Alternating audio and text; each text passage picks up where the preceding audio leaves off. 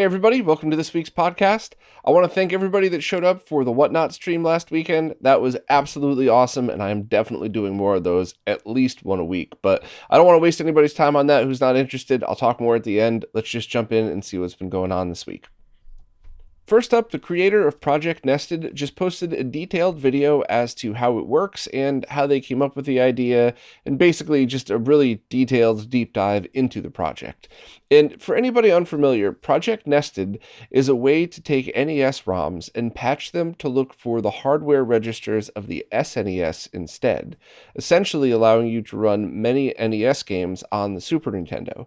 And we demoed it in a live stream, and we kind of did a lot more of the general nerd terms, whereas this video is a lot more in-depth, but it's a really interesting way to experience this, and somewhat useful for people that want to run NES games through the SNES for the outputs. So you get RGB out of a stock SNES, whereas you need to mod your NES. But I think the other possibilities are even cooler, including adding MSU1 audio to the NES games, which has already been done with Zelda 1 and 2. So if you're interested in the project, at the very least, skim through the post and maybe check out the live stream that we did, which isn't too long, just going through demoing and showing how it works. But this video is definitely detailed and in-depth and something that's probably more developer focused, or at least people that are interested in that stuff. So I was thoroughly impressed. I thought it was an absolutely awesome and interesting and unique way to experience the games. And I also saw the possibilities for what this could be used for. So if you're interested, definitely check all this stuff out. And thanks very much to the creator, myself, O86. I'm not referring to myself. That's their screen name. But thanks for posting stuff like this, because I always think it's pretty important. This week's podcast is once again sponsored by JLCPCB, and this week I'd like to talk about their assembly service, but instead of looking at it from how to order, I want you to see what it's like to be there at the factory. So while I've never been to an assembly facility as impressive as JLCPCB's, I have been to places like it, and I can kind of walk you through what it is that you're seeing here. They have a giant warehouse of component preparation, and each shelf is numbered and corresponds to your order, so that when your order is ready, everything gets scanned in, as well as your PCBs and your stencils. And now, when you have a PCB assembly made, a stencil is required because everything's done through machinery for surface mount stuff. So a few weeks ago, I talked about having a stencil for making your own stuff on a reflow oven. Here's how it's done in a factory environment, where the machinery goes through and spreads the solder paste only on the areas of the PCB that require any of the components. Then it gets scanned through a different machine to make sure that nothing's splattered and everything lines up. And then comes my favorite part of watching these videos, the pick and place machine. These are different machines that go through and take individual components and place them exactly where they need to be on top of the existing solder paste. These things are so cool to see in person, and it's so interesting and fascinating to me how they get programmed to put everything in the exact place they need. But it's not quite done from there. While it's sticky on there, it won't be until it goes through the reflow oven where it's heated up to the correct temperature in order for all of the components to permanently bind to the board. Then it gets inspected to make sure there's no craziness on it and, nothing splattered through. And then it's sent to the final through-hole assembly. And these are for scenarios like if you have a build that has a bunch of surface mount components, but then a few through-hole components like a SCART connector or a VGA connector. Those have to be soldered through by hand, and those are manually done by people on an assembly line who also do the final checks and finish it off to make sure everything looks the way it's supposed to be. So that's just a quick behind-the-scenes look of what happens when you place a PCBA order from JLCPCB. Oh, and they also showed a bit in that video about wave soldering, but that's such an amazing and impressive thing that I'm going to save that for a totally different video. A Kickstarter campaign was just launched for a device that allows you to connect USB peripherals to classic PCs, and it's aptly named the USB for VC, or USB for vintage computers.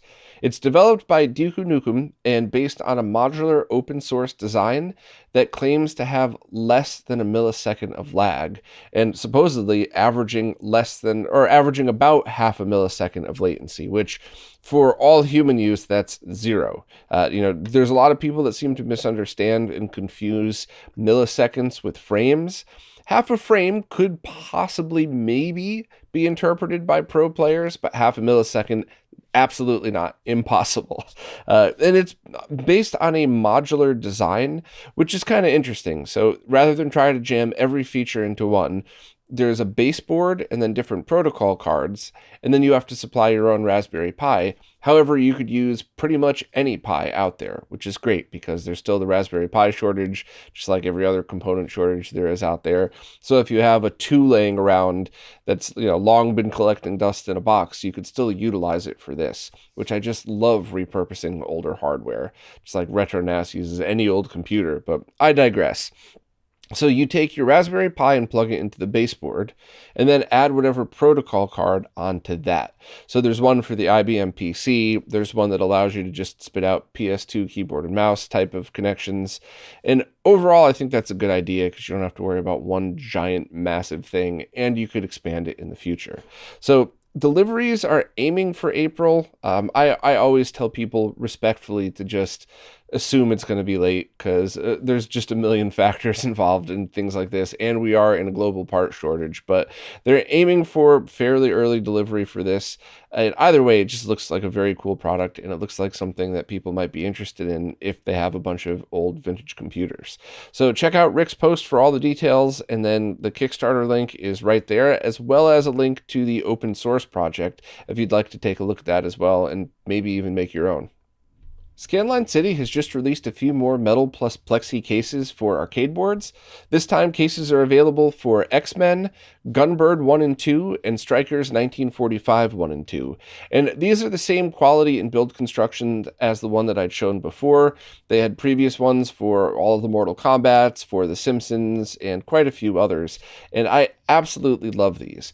Now, I always want to make sure that I'm completely honest and blunt about this, and that if you're simply looking for a safe way to store your arcade boards, get yourself some anti-static bubble wrap and some shipping boxes, especially the padded shipping boxes that would fit, and just store them vertically, all nice with the static shielding over them, and you should be fine.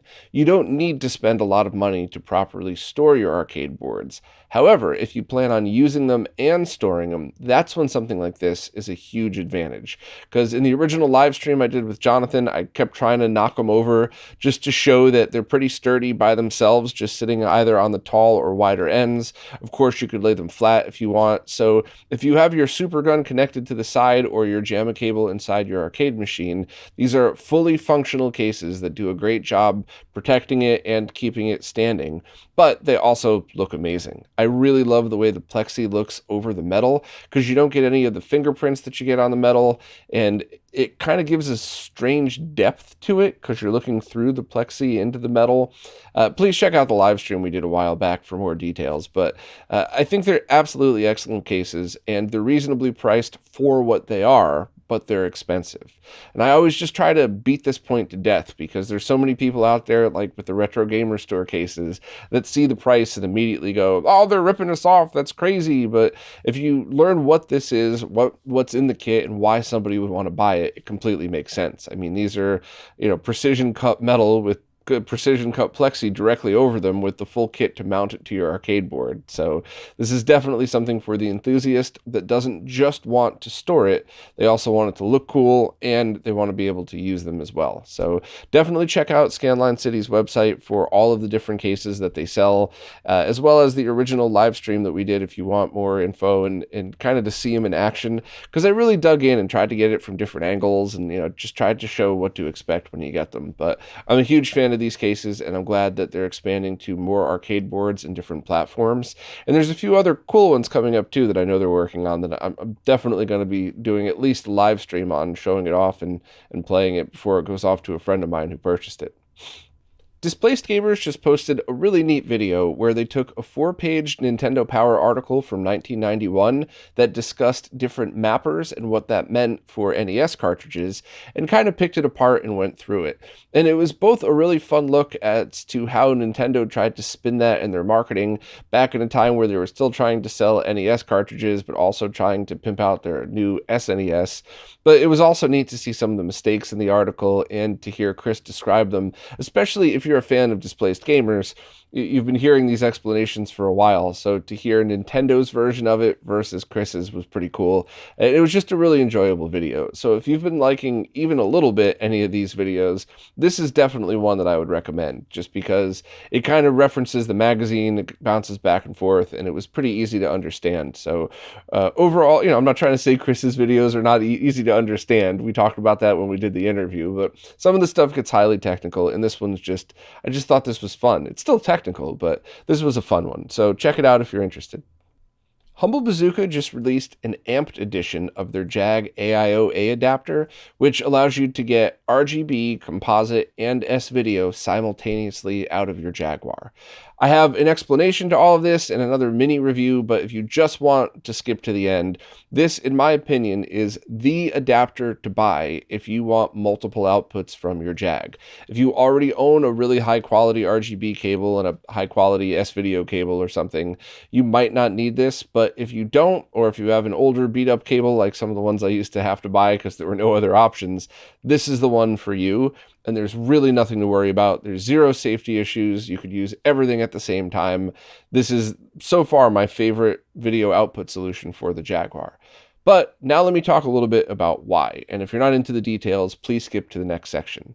So I mean that respectfully, by the way. I just don't want to bore everybody to death. But if you're a nerd, stay with me here.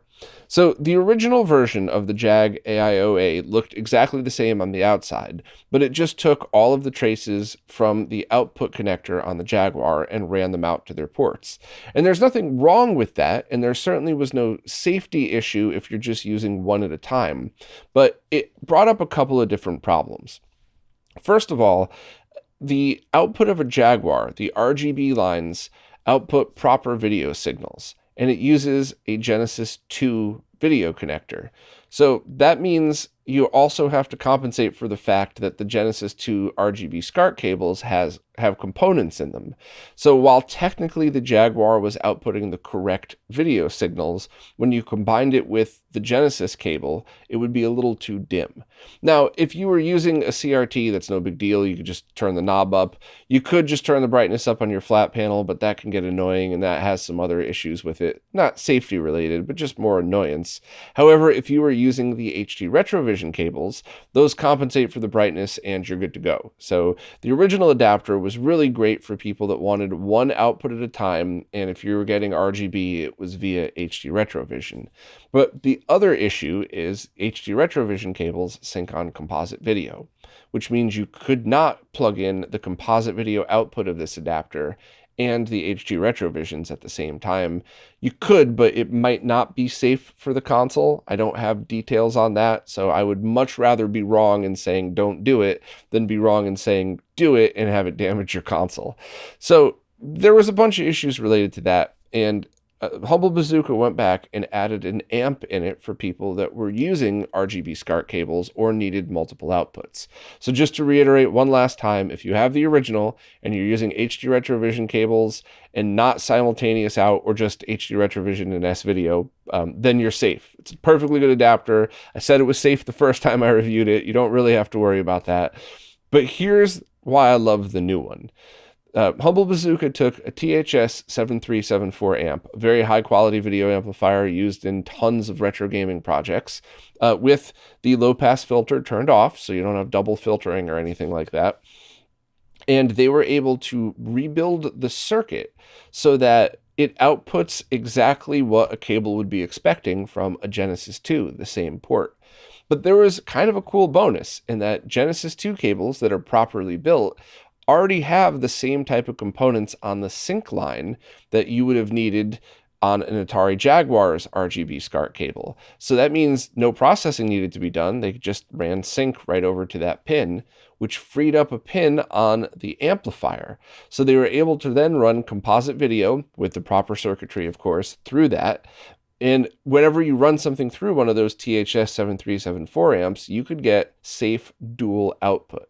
So that means that this now works with everything. In the review here, I posted on the bottom scope plots to show that it outputs the exact voltage that you would want from something like this, with room for some tolerance, because all consoles, or no two consoles are identical. So the voltage is output perfectly, and regardless of what cable you have plugged into the RGB port. So HD Retrovision, sync on Composite RGB, sync on C-Sync RGB, doesn't matter. If you plug in a composite video cable, that does not change, which means it's all amped properly, the circuits are isolated, and it's the same exact high quality output as the original Jag AIOA was.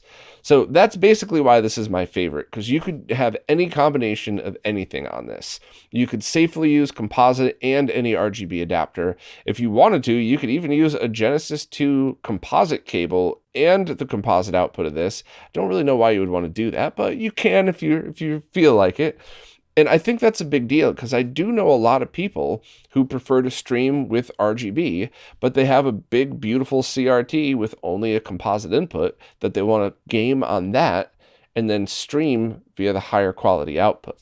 Now, with splitting audio, all of the same caveats apply. It is perfectly safe in this scenario to have both audio connections at the same time. So essentially a Y circuit. Totally safe to do that. There's no issues on either the source or target end. There's always some know-it-all that has to post a 3-paragraph long thing about how this could potentially add a little bit of interference in the signal. Yeah, maybe. A little bit of hum, possibly, but it's not something that's permanent, and I certainly didn't hear it when I connected both sources, or both destinations to the same source. So I always got to put that out there now, because I don't want overzealous commenters to freak anybody out. I left a link in there too for proof that you could test yourself. You don't even have to believe me on this. So overall, I think, in my opinion, this is the adapter to get for the Jaguar, unless you already have the only cable you would ever need. So just to go back to the beginning and say, if you've already bought a really well-shielded RGB SCART cable, you don't need any of the other outputs, then I don't think there's any need to upgrade. No disrespect to anybody, just being honest. But if you have a crappy old cable, or if you want to use HD Retrovisions, or if you want one adapter that handles all of these things, this is definitely the one. The only kind of downside is if you end up buying one used, do you have the amped edition or do you have the original non-amped edition?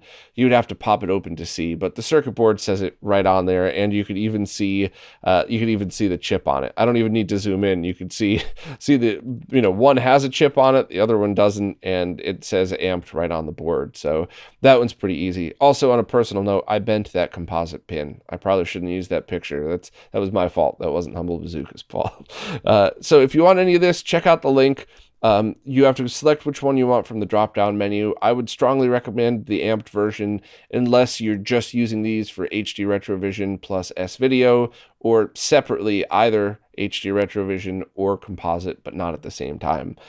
But for the $10, I think I would get the amped version. Just, my strong opinion on that one. So great job by Humble Bazooka. I'm definitely happy to use this one. I think this is going to be a cool one, and I think Jag fans are going to like it.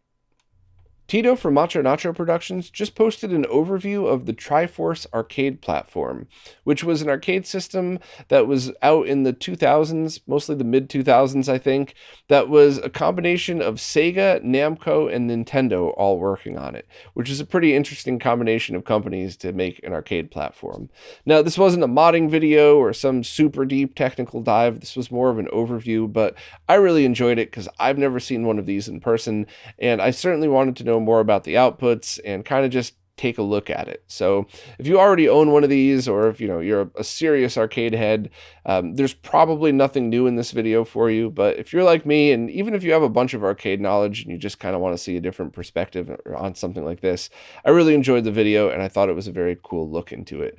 I really like videos in this format because I don't have a lot of extra time. So while I would love to eventually sit down and watch a 2-hour deep dive technical documentary on this platform, I wouldn't have had time for that. So I loved being able to just kind of sit down and get a feel for what this platform was like, and also kind of see what games were available on the original consoles and how they compared to the arcade versions or tweaked versions of it. But anyway, if you're interested, definitely check out the video.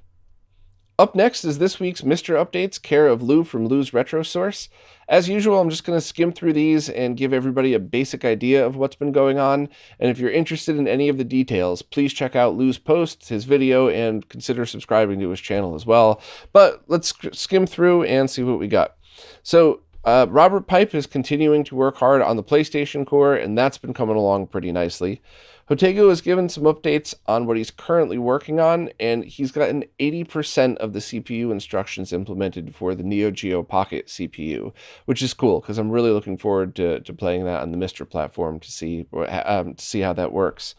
Also, Rand Mark III has shown an FPGA implementation of SNK's Alpha Mission arcade game.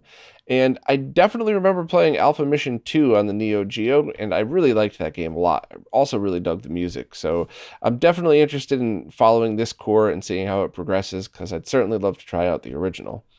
There is also a new way of launching games for almost any core, and even for some of the arcade games that you want to play. I haven't personally had a chance to check this out yet, but I'm definitely interested in this because I find myself going to the same things over and over. So any easier way to launch games or any time saved is more time gaming. And even if it's just a second or two here and there, which people always make fun of me for that, like, oh, so does it 5 or 6 seconds really matter? How many times are you going to play the game and add up all of those seconds, right? You know, in your lifetime, how much time have you lost just scrolling through a menu or something? So any way that you have launcher files available is always a good thing to me, and especially if it helps shorten things up and tweak things. Also, there is a Computers Lynx 480 and 96 core. I also had to look that up. So did Lou. That's not a typo. It's Computers. I've never heard of that before. So anybody in the comments want to chime in and explain what that is, and more importantly, why we should all be excited about it? I mean that respectfully, of course, but I can't know everything about everything, and that one was new for me. And there's also something that brought up some PTSD nightmares for me, but I saw Windows NT 4 is running in the 486 core. So anybody that's been doing IT for a long time sees that splash screen for NT and their heart sinks because they remembered some nightmare that they had to clean up because of moving over to it. I actually really liked NT a lot, but that doesn't erase some of the nightmares I had supporting it far after the server should have been retired. I'm sure other fellow IT nerds have feel my pain for that one. And there's also other miscellaneous updates for the Atari ST 800 and 5200, Apple II, Coco 3. So for a full list of all that stuff, please check out Lou's video and the links here. And if you're a grumpy old IT person like me, check out the Windows NT thing and remember all the nightmares you had in the mid to late 2000s of cleaning up those messes. In this week's long-form conversation podcast that I normally post on Mondays, we answered a question that's been burning the Game Boy modding scene for quite a while now.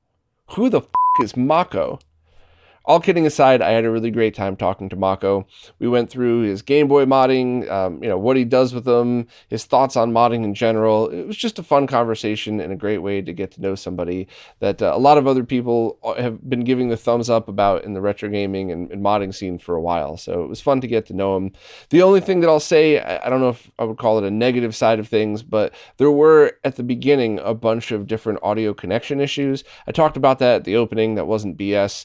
So this is one of those times where, like, if the beginning of it feels a little long, please stick with it. That was 100% my fault. Any of the dead air was just me trying to wait for the audio to catch back up and not really knowing, if it was going to stick. Or maybe there was no dead air at the beginning and I was just doing that thing where when you panic, time slows down. So like 1 second feels like a long time. I don't know. Either way, I had a really great time talking to Mahko. I hope we follow up again after another project or two is out, and we could talk about something else a little more focused on a topic. We talked about tons of topics here, but I had a great time with this one. Sorry about any of the issues in the beginning, and I'm certainly getting better using the Riverside platform and starting to trust it more, which is hard for me. So hopefully I won't have any more blips like I did on this one. But other than the first couple of minutes, I thought everything went great, and I really enjoyed the conversation. So hopefully you did too. Stika just reviewed a brand new homebrew Sega Genesis game called Metal Dragon that was originally released on the MSX2, but then the developer Kai Magazine had ported it over to the Genesis. Stika is calling it Metal Gear meets Mercs, so it's a top-down shooter similar to Commando, Mercs, or Shock Troopers, but it tries to add some comedic references to Metal Gear Solid in there as well.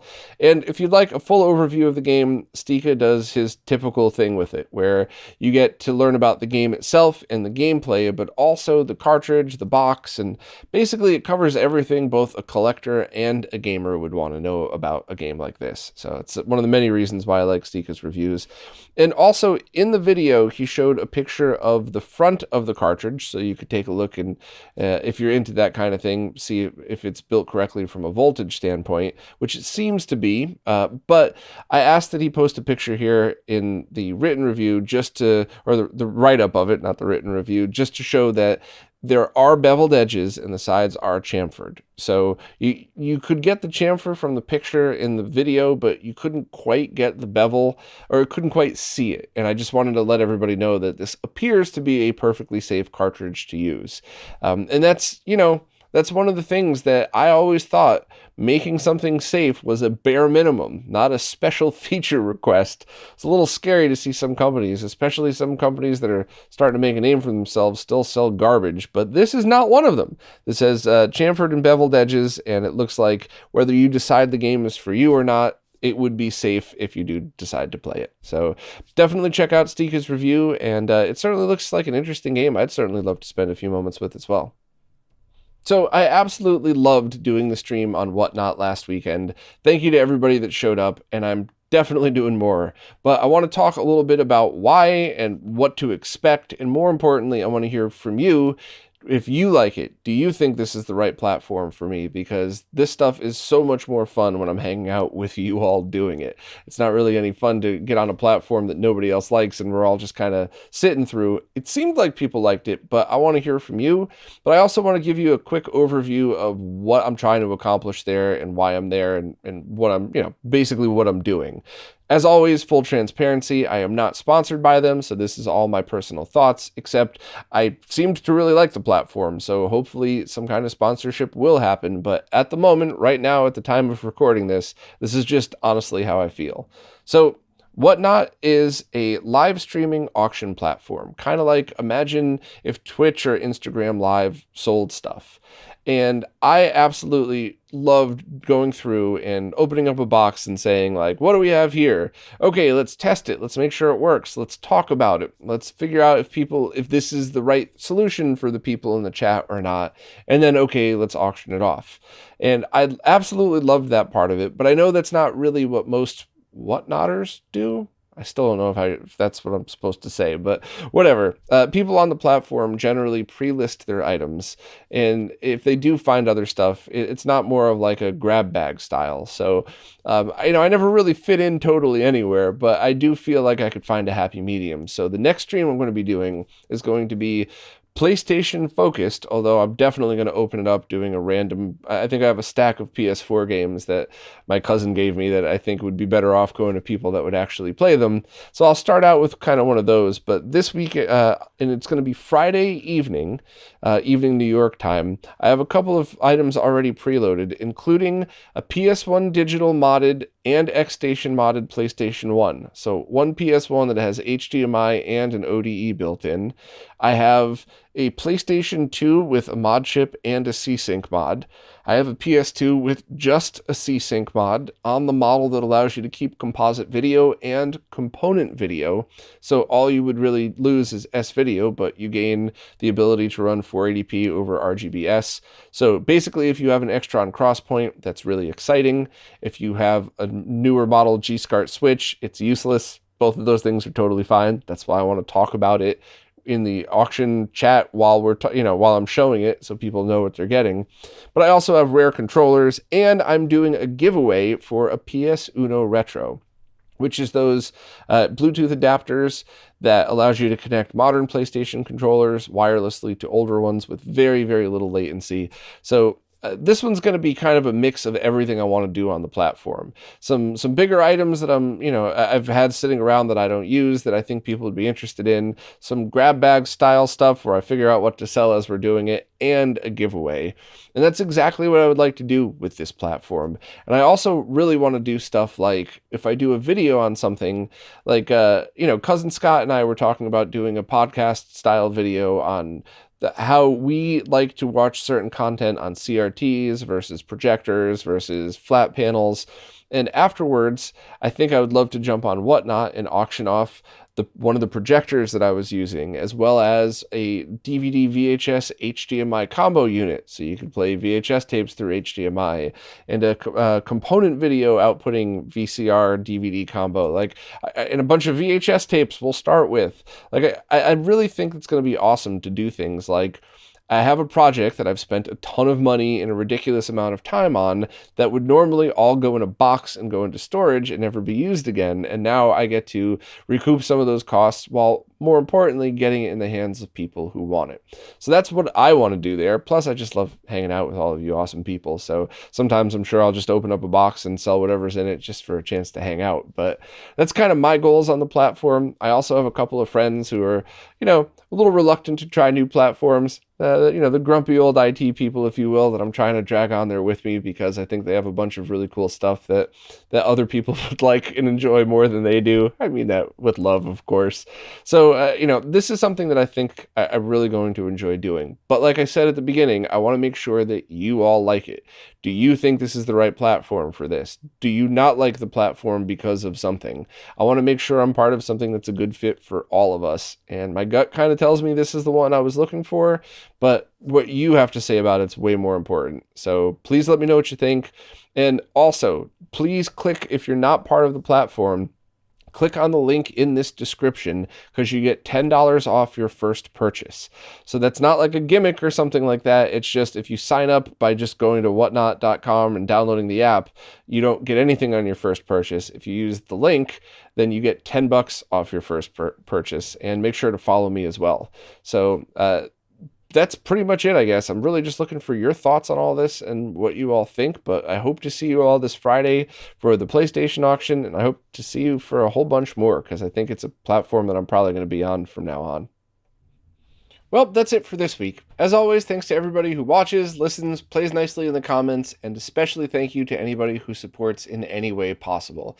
Whether it's the monthly services, tipping, or any of the other ways to support RetroRGB, you're what's keeping this going, as well as all of the behind-the-scenes research, the videos, and everything else. So thank you all so much, and I'll see you next week.